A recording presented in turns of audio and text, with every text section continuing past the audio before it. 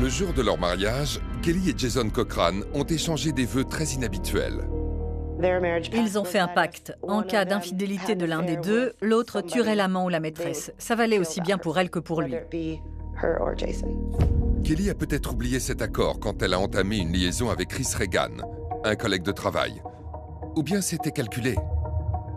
Je me suis demandé si Kelly n'avait pas pris un amant uniquement pour pouvoir céder à ses pulsions meurtrières.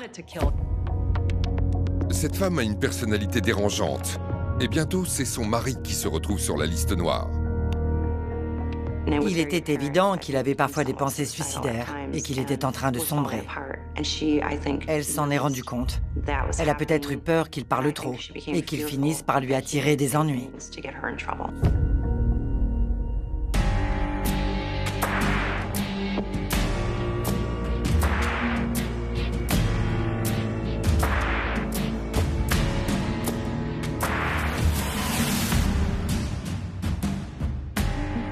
Comment Kelly Cochran est-elle devenue une meurtrière? Nous allons tenter d'appréhender le contexte du crime et les comportements suspects qui auraient pu alerter son entourage. Des spécialistes vont nous aider à retracer la chronologie du crime et à réaliser l'autopsie d'un meurtre. Parfois, on rencontre des gens dont on se dit qu'ils ont le mal en eux. Ça représente une tranche très minoritaire de la population, mais ça existe. Et je pense que Kelly Cochran fait partie de cette catégorie. Kelly Marie Gaboyan est l'aînée de 3 enfants. Elle grandit dans la petite bourgade de Merrillville, dans l'Indiana. C'est une adolescente rebelle qui fugue régulièrement et a des altercations fréquentes avec la police. Kelly s'attirait souvent des problèmes quand elle était plus jeune. Sa mère nous a raconté qu'elle était tombée dans la petite délinquance et qu'elle n'arrivait pas à la remettre dans le droit chemin. Elle a fini dans une prison pour mineurs. Quand la jeune fille commence à prendre de l'héroïne, ses parents sont anéantis. À 18 ans, ils la mettent dehors. Toujours très inquiet pour elle, il la laisse revenir quelques mois plus tard, à condition qu'elle se soumette régulièrement à des tests de dépistage de drogue. Beaucoup d'adolescents prennent de la drogue juste pour essayer. Mais quand des parents demandent à leur enfant de faire des analyses avant de venir les voir, c'est que la situation est grave. Ils avaient certainement peur que Kelly arrive chez eux dans un état second ou totalement hystérique. Ils ont fait tout ce qu'ils pouvaient pour qu'elle s'en sorte. Ils étaient conscients que leur fille avait des problèmes et ils ont essayé de lui donner un cadre et de fixer des limites. Mais pour que ses parents prennent des mesures aussi radicales, ça montre aussi à quel point elle était devenue ingérable, même si elle était très jeune. Kelly sombre dans la drogue et sa famille semble impuissante face à son addiction. Alors que ses parents sont désespérés, la jeune fille rencontre un homme dont la présence semble l'apaiser. Il s'appelle Jason Cochran. Ils ont commencé à sortir ensemble après le lycée. Apparemment, ils habitaient dans la même rue. Kelly disait qu'ils étaient voisins. Elle l'appelait le garçon d'à côté. Les parents de Kelly reprennent espoir. Ils se sont mariés. Sa mère a raconté qu'il y a eu une belle cérémonie à l'église et qu'il menait une vie normale. Mais elle avait beau tenter de se persuader qu'il n'y avait rien d'inquiétant chez sa fille, elle a toujours su que quelque chose n'allait pas. Colton Cochran, le frère de Kelly, trouvait qu'ils n'allaient pas du tout ensemble. Ils étaient très différents, leurs caractères étaient incompatibles et ils n'auraient jamais dû se marier. Pour Judy O, psychologue et experte judiciaire, ces deux personnes avaient en commun un trait de personnalité assez déroutant. Et c'est ce qui les aurait attirés l'un vers l'autre. Je pense que Kelly et Jason étaient un peu narcissiques. Et chacun admirait probablement l'autre, parce qu'ils se voyaient et se reconnaissaient en lui. Au procès, l'une des jurées s'est particulièrement intéressée à la personnalité de Kelly Cochran. Elle était difficile à vivre et avait eu pas mal de problèmes quand elle était plus jeune. Est-ce que ça a joué un rôle dans cette affaire? Je n'en sais rien. Quelle qu'en soit la raison, la jeune femme va peu à peu tomber dans une spirale meurtrière.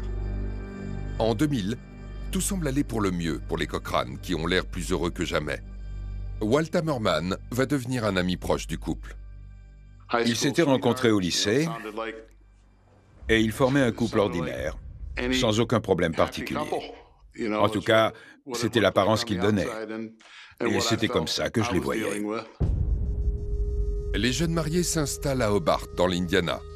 Rapidement, Kelly se montre de plus en plus autoritaire et exigeante avec Jason.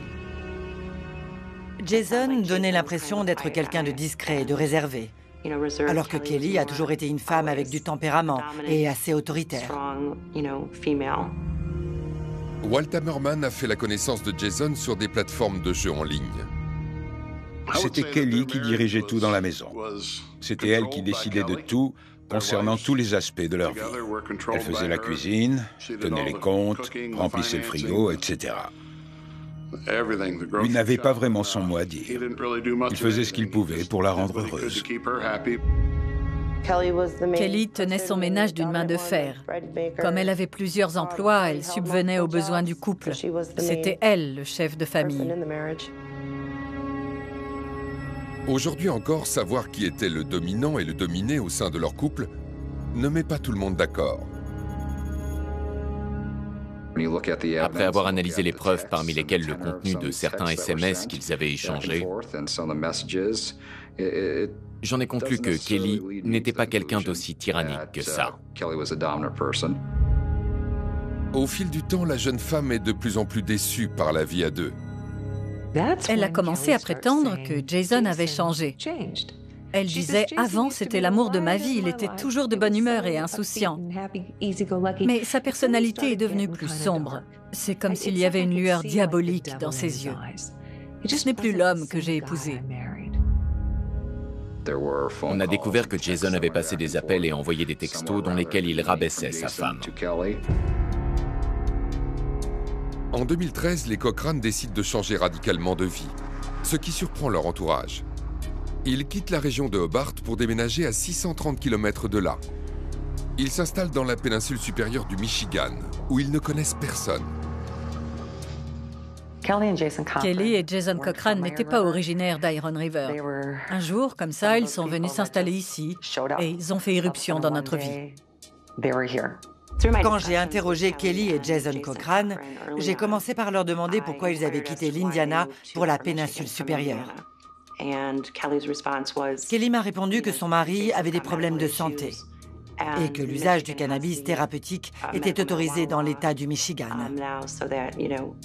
Donc ici, il pouvait avoir recours à ce genre de traitement. Honnêtement, j'ai trouvé cette explication très suspecte. Parce que dans l'Indiana, ils habitaient à seulement une soixantaine de kilomètres de la frontière avec la péninsule inférieure du Michigan. Alors pourquoi déménager aussi loin, à 6h30 de route en voiture, s'ils voulaient juste changer d'État? Ce n'était pas du tout logique. J'ai voulu savoir pourquoi ils avaient quitté Hobart pour aller s'installer à Caspian. Ils m'ont dit qu'ils voulaient découvrir de nouveaux horizons, que c'était une belle région. Apparemment, là où ils vivaient avant, dans l'Indiana, c'était loin d'être idyllique. Je pense qu'ils voulaient prendre un nouveau départ, et que c'est pour ça qu'ils avaient choisi cette ville. À Caspian, le couple décide de tenter quelque chose de nouveau et d'un peu inhabituel. Un soir, j'étais allé manger au restaurant en ville avec Jason et Kelly. À un moment donné, elle lui a posé cette question bizarre. « Tu as montré notre ami à Walt ?» Je ne comprenais pas de quoi elle parlait. Et là, il m'a montré la photo d'une femme à moitié nue sur son portable. Kelly a ajouté « J'ai trouvé une petite copine pour Jason et moi. Je l'aime tellement. Je veux qu'il soit heureux. » Franchement, je n'en revenais pas. Kelly a deux curieuses façons de montrer à Jason qu'elle l'aime, notamment en organisant des parties fines avec d'autres femmes. Jason et Kelly étaient très particuliers. Ils pouvaient être méprisants, négatifs, sombres. Ils transgressaient les normes sociales. Mais au sein de leur couple, ils voulaient être aimés et estimés par leur partenaire. Ils voulaient avoir de l'importance pour lui ou pour elle. Quand Kelly s'est rendue compte qu'elle risquait de perdre Jason, sa considération ou de le mettre en colère, elle a tout fait pour le reconquérir. Elle voulait lui montrer jusqu'où elle était prête à aller pour lui prouver son amour et son dévouement. En présentant d'autres femmes à son mari, elle a quand même poussé assez loin son sens du sacrifice. Ce n'est que l'un des nombreux aspects troublants de la relation atypique entre les Cochrane. Cela montre qu'il y avait aussi des tensions au sein de leur couple et qu'il y a eu une escalade dans leur comportement. Dans une relation comme celle-ci, un peu atypique, l'un des deux peut être en manque d'affection, avoir l'impression de ne pas en recevoir. Et il sera prêt à tout, même à se rabaisser pour qu'on lui manifeste cet amour. En pimentant ainsi leur vie intime, Kelly croit avoir donné à Jason une preuve d'amour irréfutable. Mais voulait-elle mettre les sentiments de son mari à l'épreuve en le trompant? Sa liaison avec un amant de passage va rapidement devenir une relation de longue durée. Son nom, Chris Regan. Elle a rencontré Chris Regan sur son lieu de travail, une entreprise de matériel d'exploitation minière. Très vite, ils sont devenus plus que de simples collègues. Le temps est-il venu pour Kelly et Jason Cochrane d'exécuter leur pacte? Ils avaient décidé que si l'un d'eux avait une liaison, l'autre tuerait cette tierce personne. Ce n'est certainement pas le genre de conversation qu'un couple ordinaire est censé avoir au sujet d'un éventuel adultère et ses conséquences. Pourtant, ils ont évoqué le meurtre en disant « Si tu vois quelqu'un d'autre, je suis tellement possessif et jaloux que je serais obligé de le tuer. »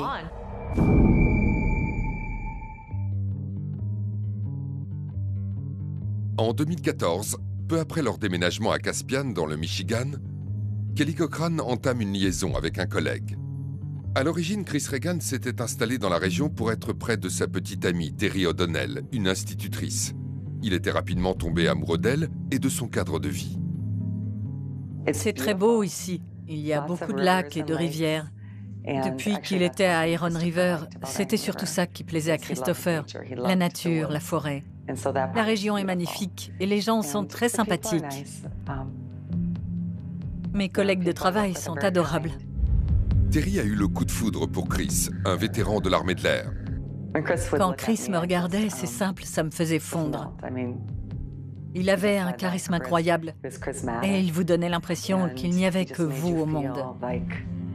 Quand il posait ses yeux sur vous, c'était comme si vous étiez seul au milieu de la pièce. Mais leur relation prend fin quand Terry apprend que son prince charmant cache un secret inavouable. Par la suite, je me suis rendu compte que Christopher souffrait d'une addiction à la pornographie. Je l'ai découvert quand on a commencé à parler davantage du fait que parfois, il avait besoin d'avoir un peu plus de temps pour lui. Il était accro au porno sur Internet. Je ne pouvais pas accepter ça. Et c'est pour cette raison qu'on a fini par rompre. Mais je l'aimais quand même. Du coup, on est resté en bons termes. J'étais toujours en contact avec lui. On s'appelait, on s'envoyait des textos, mais ce n'était plus possible pour nous d'être ensemble, parce que ça n'aurait pas marché. Peu après s'être séparé de Terry, Chris rencontre Kelly Cochrane sur son lieu de travail. Kelly prétend qu'elle forme un couple libre avec son mari. En réalité, l'infidélité de sa femme préoccupe énormément Jason. Ça le dérangeait, mais il avait trop peur de la perdre. Il a bien essayé de la laisser vivre sa vie et de ne pas s'en mêler. Mais il était clair que ça le rendait malade. Jason Cochrane va mal et il a perdu tout ascendant sur sa femme. Psychologiquement, il est à bout. J'ai appris que Jason avait passé plusieurs semaines dans un hôpital psychiatrique quand ils habitaient à Caspian. Il leur avait probablement raconté que Kelly avait une liaison ou qu'il y avait de l'eau dans le gaz entre eux. Kelly était très heureuse avec Chris. Elle passait de très bons moments avec lui. Mais lui n'aimait pas le poste qu'il occupait. Il avait des problèmes de genoux et il comptait partir travailler ailleurs. Il a donc postulé pour un emploi de bureau à Asheville, en Caroline du Nord. Sa candidature a été acceptée. Il était très emballé, mais Kelly beaucoup moins. Avant de commencer ce nouveau travail, il devait passer une visite médicale. C'est le dernier jour où l'on s'est parlé, en fait. C'était le 14 octobre 2014. À environ 6 heures du matin, il m'a appelé pour me dire qu'il avait rendez-vous à Marshfield le lendemain. Du moment que la visite médicale se passait bien, il était assuré de décrocher cet emploi. Chris Regan compte quitter la région définitivement. Si Kelly et Jason Cochran veulent honorer le pacte qu'ils ont conclu, ils doivent faire vite. Je me suis demandé si Kelly n'avait pas pris un amant uniquement pour pouvoir céder à ses pulsions meurtrières, mais aussi pour voir si Jason tiendrait parole. C'est ce qui a dû la motiver, en plus du côté excitant de la situation pour elle. Elle pourrait trahir quelqu'un et le faire tuer tout en gardant le secret. Je pense que cette idée de meurtre lui procurait du plaisir. Avant de déménager, Chris fait appel à son amie et ex-compagne, Terry O'Donnell. On avait prévu d'aller manger au restaurant et puis je devais l'aider à faire ses valises. Et j'avais aussi accepté de garder certaines de ses affaires pendant qu'il serait en Caroline du Nord. Mais Kelly Cochran fait toujours partie de la vie de Chris Regan et elle a d'autres projets pour lui. Il était impatient de commencer son nouveau travail. La veille de son départ d'Iron River pour la Caroline du Nord, Kelly l'a invité à dîner. « Allez, je t'ai préparé des lasagnes.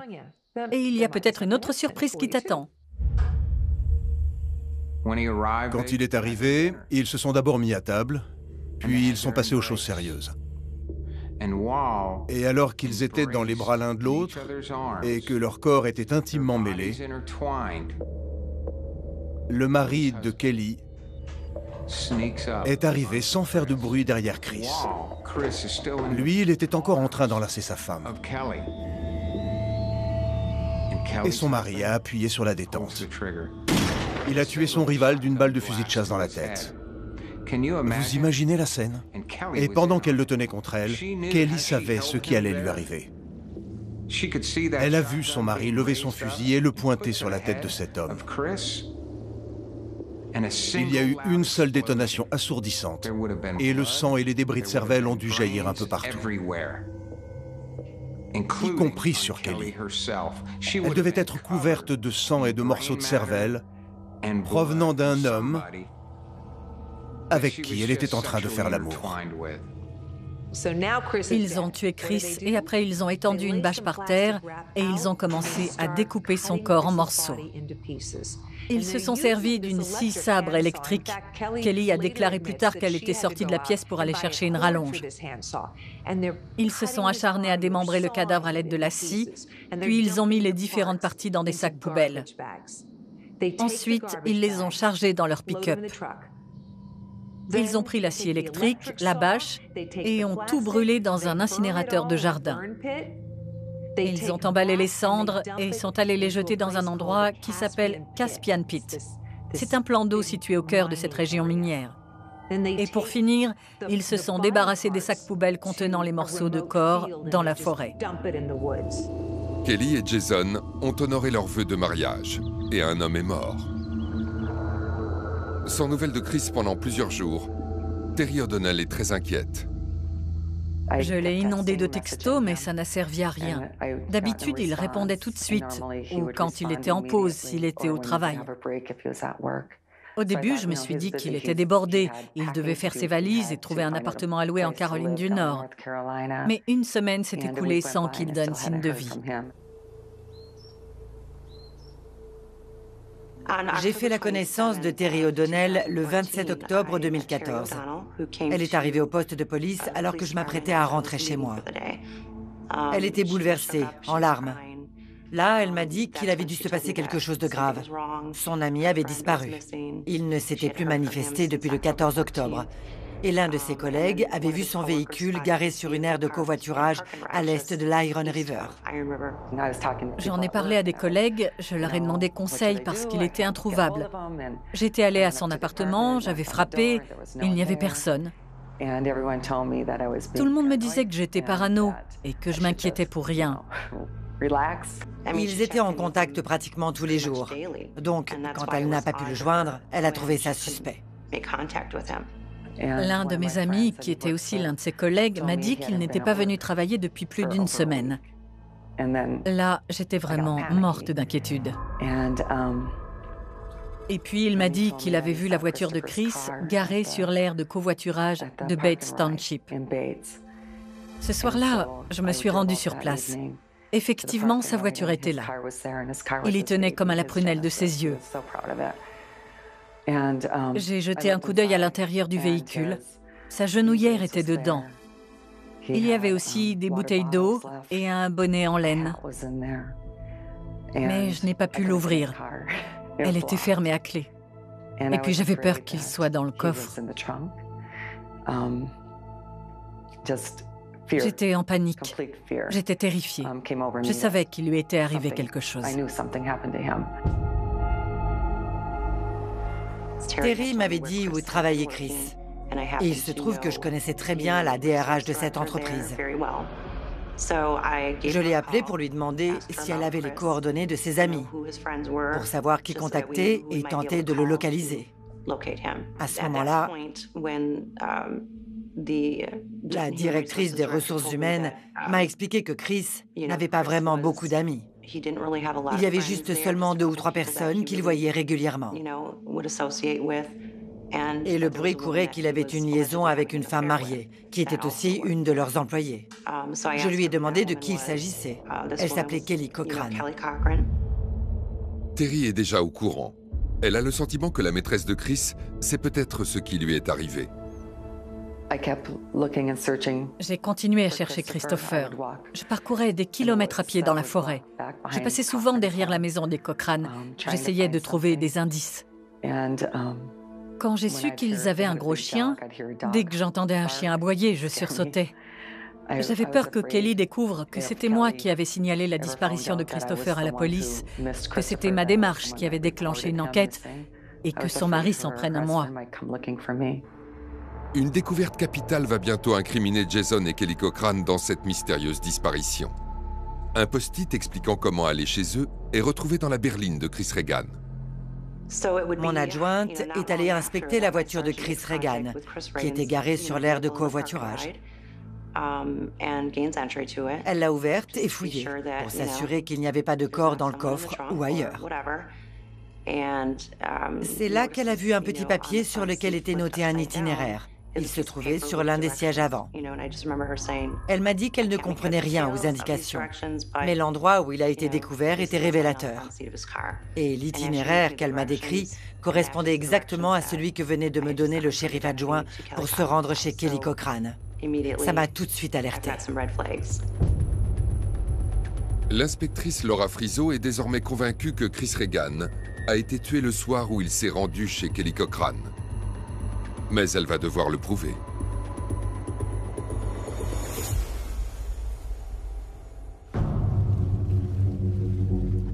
Chris Regan a disparu. Soupçonnant un acte criminel, les policiers rendent visite à Kelly et Jason Cochran. Jason Cochran leur a ouvert.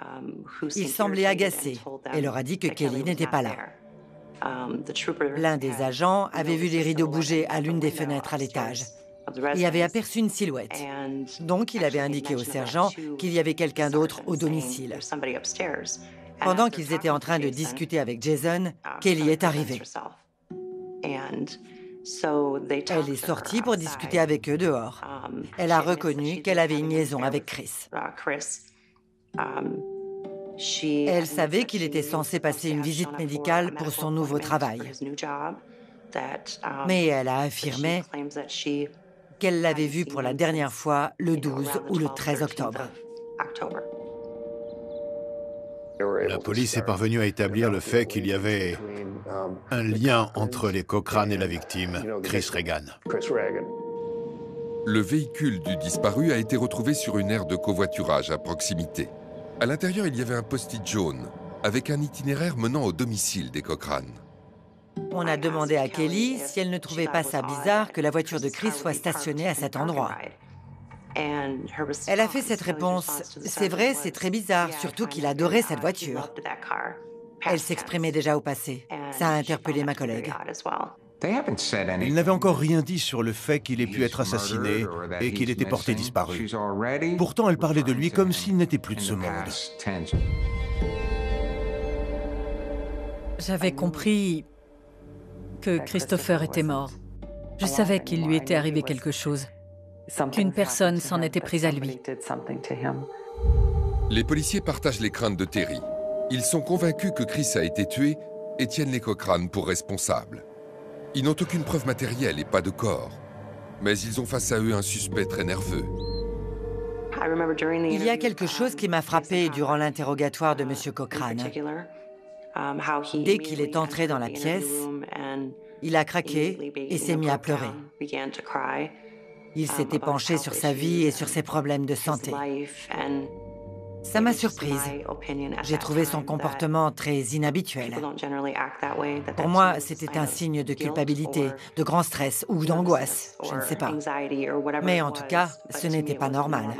J'ai vu ça comme un signal d'alarme dont on ne pouvait pas faire abstraction. Quant à sa femme, une fois dans la salle d'interrogatoire, elle reste imperturbable. Elle était très calme, détachée, impassible. Quiconque l'aurait rencontrée pour la première fois ce jour-là se serait dit « C'est impossible qu'elle se maîtrise aussi bien si elle a vraiment tué quelqu'un. » Son langage corporel ne laissait rien paraître. Jason, c'était tout l'inverse. Il n'arrivait pas à garder son sang-froid. Kelly a simplement déclaré, l'air de rien, « Oui, je suis passée chez lui, mais il n'y avait personne, je ne savais pas où il était. » Comme si elle n'avait rien à se reprocher.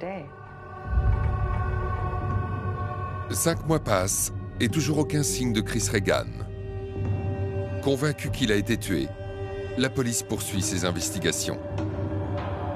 C'était la première semaine de mars. Le sol était encore recouvert de neige. On a décidé de procéder à une perquisition au domicile des Cochrane. J'avais des raisons valables pour obtenir un mandat.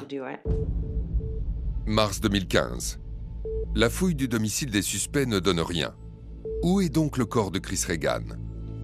Les enquêteurs font alors appel à Michael Niger, un ancien policier qui travaille sur des affaires de disparition et de meurtres non résolus. Le comté d'Iron est une région très sauvage et chargée d'histoire, avec de nombreux sites d'exploitation minière abandonnés. On y trouve beaucoup d'anciennes mines et des vestiges de cette industrie. Il y a aussi des endroits où le terrain s'est affaissé et d'anciens puits se sont remplis d'eau. Par conséquent, c'est une zone qui regorge d'endroits qui sont parfaits pour dissimuler ou se débarrasser de preuves, mais aussi éventuellement pour enterrer un corps à l'abri des regards. Le lendemain de la perquisition, les Cochrane quittent le Michigan. En l'absence de cadavres et de preuves tangibles, la police ne peut pas les retenir. Kelly et Jason Cochrane sont partis tôt le matin sans se retourner. Ils n'ont pris que ce qui pouvait rentrer dans leur pick-up. Ils ne comptaient pas revenir. Ce n'était pas la première fois qu'on voyait un couple de tueurs au sein duquel les deux partenaires affichent un comportement asocial et d'une extrême violence. Dans ce genre de relation, chacun met l'autre au défi d'aller toujours plus loin. Ils sont toujours dans la surenchère. Ils sont plus dangereux ensemble qu'ils ne le sont séparément. Ils s'encouragent mutuellement à commettre des actes immoraux, tout en se persuadant que ce n'est pas grave. Les suspects retournent dans l'Indiana, à Hobart, leur ville natale. Même à l'abri des soupçons, Jason va mal. La culpabilité le ronge. Représente-t-il un danger pour Kelly? Doit-il se méfier de sa femme et de ses pulsions meurtrières? Il était évident qu'il avait parfois des pensées suicidaires et qu'il était en train de sombrer. Je pense qu'elle s'en est rendue compte. Elle a peut-être eu peur qu'il parle trop et qu'il finisse par lui attirer des ennuis. Walt Hammerman, leur ami, a remarqué que la dynamique au sein du couple avait changé. Kelly est devenue encore plus intransigeante et irritable. J'avais l'impression qu'il ne voulait surtout pas que Kelly s'énerve pour quoi que ce soit. Comme si, par moments, je ne vais pas dire qu'elle lui faisait peur, mais on sentait bien qu'il n'était pas très rassuré quand elle était là. D'un autre côté, Kelly ne lui laissait plus rien passer. Elle menait vraiment Jason à la baguette. Est-ce un indice montrant qu'elle pense se débarrasser aussi de lui? Jason Cochrane était conscient que sa femme était quelqu'un de dangereux. C'est en partie ce qui l'a attiré chez elle. Tous les deux cherchaient le grand frisson et ils l'ont trouvé chez l'autre. Il savait parfaitement qui il avait épousé et si ce n'était pas clair dans son esprit avant qu'il tue Chris Regan, ça l'est sûrement devenu quand ils l'ont démembré. Jason n'a plus l'esprit tranquille, mais il est loin de se douter que Kelly envisage de le tuer. Selon moi, il n'aurait sûrement jamais cru que la situation allait basculer et qu'elle finirait par s'en prendre à lui. Il n'a dû écouter que son narcissisme un peu primaire et son cynisme. Il devait se dire que la colère de sa femme ne l'atteindrait pas, parce qu'il était son premier grand amour. Puisqu'il était son mari, elle n'oserait jamais lui faire subir ce qu'elle pouvait infliger aux autres. Mais cet homme se trompe lourdement. En février 2016, Kelly Cochran passe un appel paniqué au service de secours. Kelly a appelé les urgences en bégayant. Il ne respire plus. Il a vomi, il transpire abondamment. Je ne sais pas ce qui se passe. C'est peut-être une overdose. Elle avait du mal à s'exprimer. La police est arrivée. Et selon toute vraisemblance, la scène pouvait laisser penser que Jason était un consommateur d'héroïne et qu'il avait fait une overdose. Pour les secouristes, il semble que Jason, comme de nombreux héroïnomanes, soit mort de façon accidentelle. Quelques heures plus tard, Kelly prévient Walt. J'ai reçu un coup de fil le 20 février. Kelly m'a appelé pour m'apprendre que Jason était mort le soir même.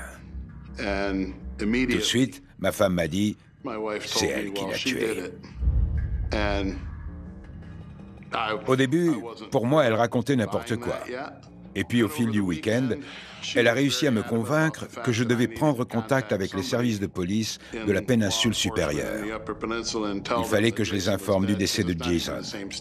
Ça s'était passé dans un autre État, mais ma femme connaissait bien le droit et elle savait qu'il fallait les mettre au courant. J'ai appelé le FBI et je leur ai dit que j'étais un proche de Jason et Kelly Cochran. Ils m'ont appris qu'ils enquêtaient déjà sur eux dans le cadre d'une affaire de disparition. Mais ils ne m'ont pas dit ouvertement qu'ils les croyaient coupables. Et moi, je leur ai annoncé que l'un des deux était décédé le samedi, et on était lundi. Immédiatement, mon interlocuteur m'a demandé comment Jason était mort. Je ne lui avais même pas précisé qu'il s'agissait de Jason. Il m'a répondu, si l'un des deux est décédé, c'est forcément lui. Et on doit en savoir plus. Deux des agents du FBI avec qui je travaillais m'ont contacté pour me dire qu'ils avaient reçu une information et que quelque chose ne collait pas. Ils pensaient que Kelly était impliquée dans la mort de son mari et que cette affaire de disparition dans le Michigan était plus complexe qu'elle paraissait. Ce rebondissement relance l'enquête de Laura Friso dans la péninsule supérieure. Un autre enquêteur, Jeremy Ogden, reprend le dossier à 7 heures de route de là, dans l'Indiana. J'ai décroché mon téléphone. C'était le FBI pour me dire qu'ils avaient reçu des informations très intéressantes. On devait se pencher de plus près sur la mort de Jason Cochran. À ce moment-là, je n'étais même pas au courant qu'il était décédé. Ils m'ont appris que Jason et Kelly Cochran étaient peut-être impliqués dans une affaire de disparition dans la péninsule supérieure du Michigan et qu'ils s'étaient réfugiés à Hobart, dans l'Indiana. Le vrai visage de Kelly Cochran commence à se dessiner. Pour Walt et sa femme, ainsi que pour les enquêteurs de l'Indiana et du Michigan, Jason ne peut avoir succombé à une overdose d'héroïne accidentelle. De son côté, Terry O'Donnell est convaincu que les Cochran sont impliqués dans la mort de Chris Reagan. L'inspecteur Jeremy Ogden décide de faire monter la pression en assistant aux funérailles de Jason. Comment sa veuve va-t-elle réagir? Je me tenais au fond de la pièce. Je l'ai bien observée avant de m'avancer. Elle était assise là, elle ne disait rien. Et elle n'a même pas versé une larme. Elle est restée là en silence. On aurait presque dit qu'elle était en colère. Après m'être incliné devant le cercueil, je suis allé la voir et je l'ai serrée contre moi. Je crois qu'elle ne s'y attendait pas. À ce moment-là, elle a fait semblant de pleurer. Elle a fait mine de se décomposer. Moi, je l'ai laissée et je suis allé me rasseoir au fond de la pièce. Un cousin de la famille était présent, il me connaissait de l'époque où j'étais dans la police. Il m'a demandé ce que je faisais là. J'ai répondu que j'enquêtais sur la mort du défunt. Et là, il m'a rétorqué « Je te conseille d'être bien attentif. » J'ai dit « Bien sûr. » Ogden est prié d'approfondir ses investigations. Personne n'est dupe. Tout le monde se doute que la mort de Jason n'est pas accidentelle. Mais les enquêteurs n'ont pas de preuves, uniquement des soupçons. Alors Ogden et ses collègues élaborent un plan audacieux auquel va devoir participer l'ami de Jason. Je lui ai expliqué qu'on avait besoin de son aide, qu'il fallait qu'il devienne notre informateur. Walt m'a regardé et ses premiers mots ont été « Est-ce que ce sera dangereux ?» Laura Friso et Jeremy Ogden sont convaincus que pour savoir quel rôle Kelly a joué dans la mort de son mari, il faut d'abord découvrir ce qui est arrivé à Chris Regan. Pour que Kelly avoue qu'elle avait tué Jason, il fallait trouver l'endroit où l'on s'était débarrassé du corps de Chris Regan. Ça, j'en étais conscient depuis le début. Je savais qu'elle n'avouerait jamais avoir assassiné son mari tant que je ne l'aurais pas poussé à révéler ce qui était vraiment arrivé à Chris Regan. Les vastes étendues de la péninsule supérieure ont été explorées des dizaines de fois, en vain. Début 2017, Mike Niger et son équipe font enfin une avancée. Ils utilisent l'analyse des données de géolocalisation, technique relativement nouvelle à l'époque. Elle montre que le portable de Kelly a borné sur l'aire de covoiturage où se trouvait le véhicule du disparu. Et le disque dur de l'ordinateur des Cochrane contient des images satellites très intéressantes, celles d'un lieu connu dans la région, où l'on peut facilement dissimuler un corps. On a fini par découvrir des images satellites des alentours, et en zoomant dessus plusieurs fois, on a pu observer qu'il s'agissait du Caspian Pit, plus précisément d'un emplacement sur l'une de ses rives. La zone est proche du domicile des Cochrane. On a obtenu la date à laquelle ces données avaient été téléchargées sur Internet. Et on a pu établir que ces recherches avaient été faites avant la disparition de Chris Regan. Les enquêteurs se rendent sur place. Un scénario des événements commence alors lentement à prendre forme.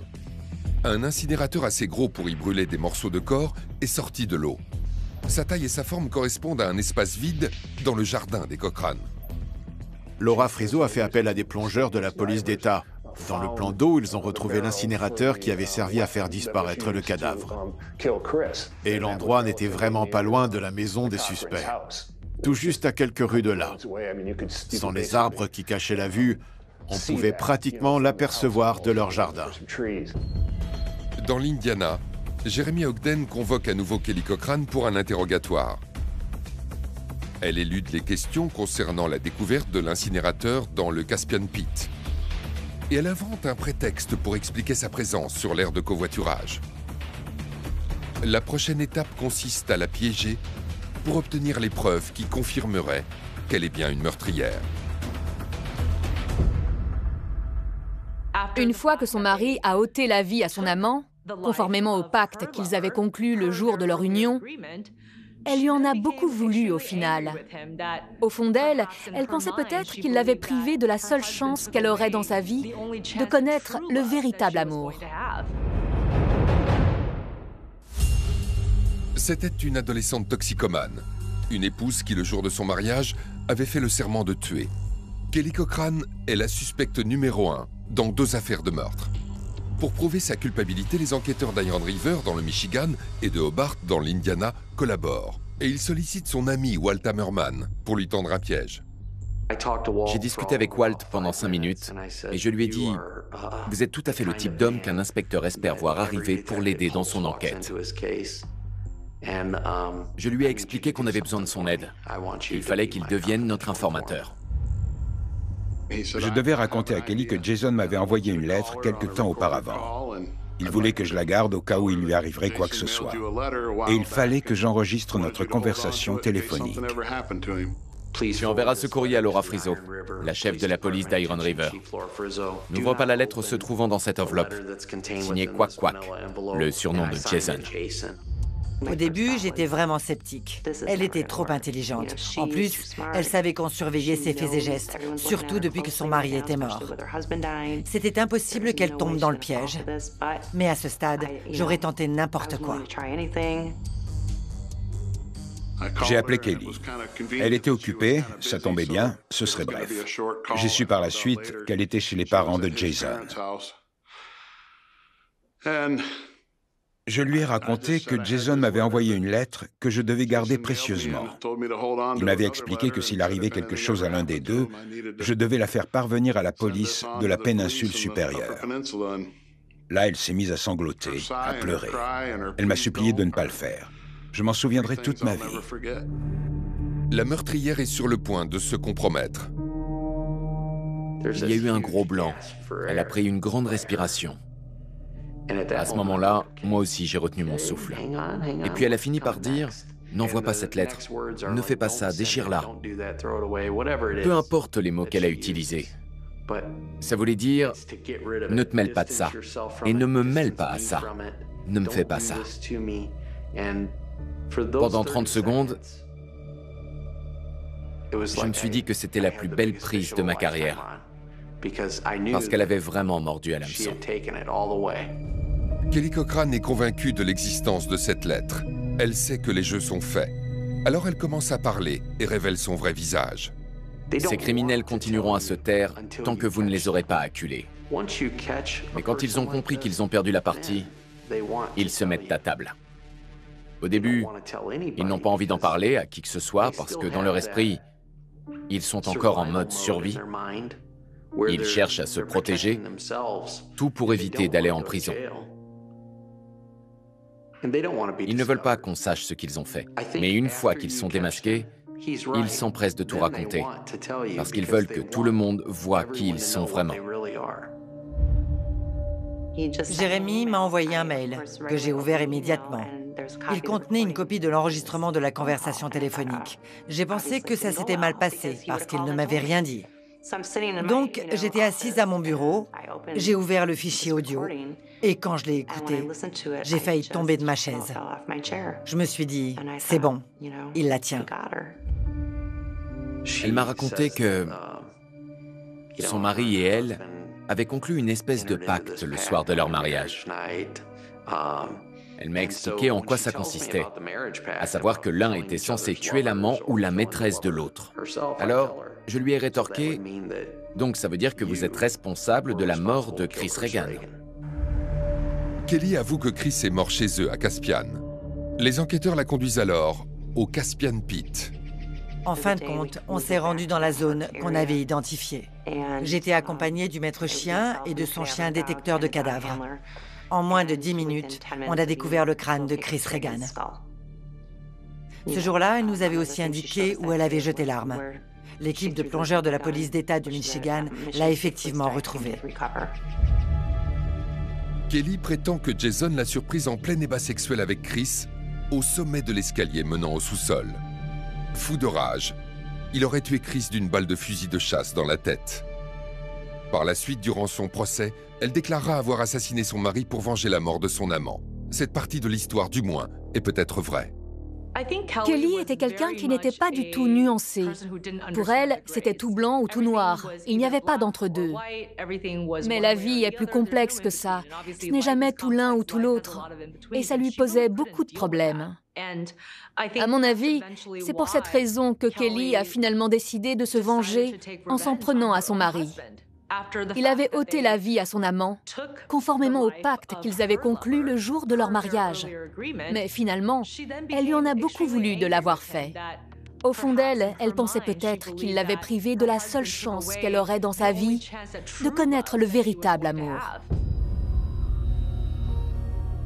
La vérité, c'est qu'elle s'est assise sur le torse de Jason et a plaqué ses mains sur son nez et sa bouche alors qu'il essayait de régurgiter l'héroïne qu'elle lui avait fait ingérer. Elle voulait qu'il la voie et qu'il sache qu'elle lui avait fait ça. C'est quelque chose que je n'arrive pas à comprendre. Comme toute personne normale, j'imagine. Mais Kelly Cochran n'est pas comme tout le monde.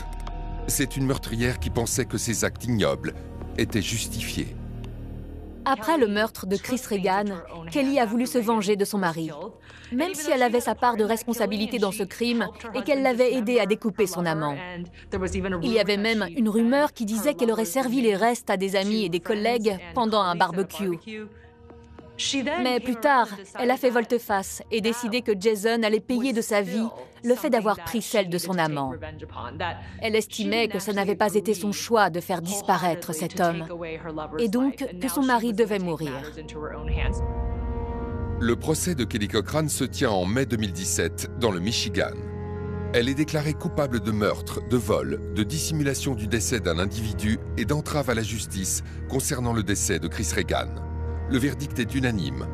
Elle est condamnée à la prison à vie, sans possibilité de libération conditionnelle.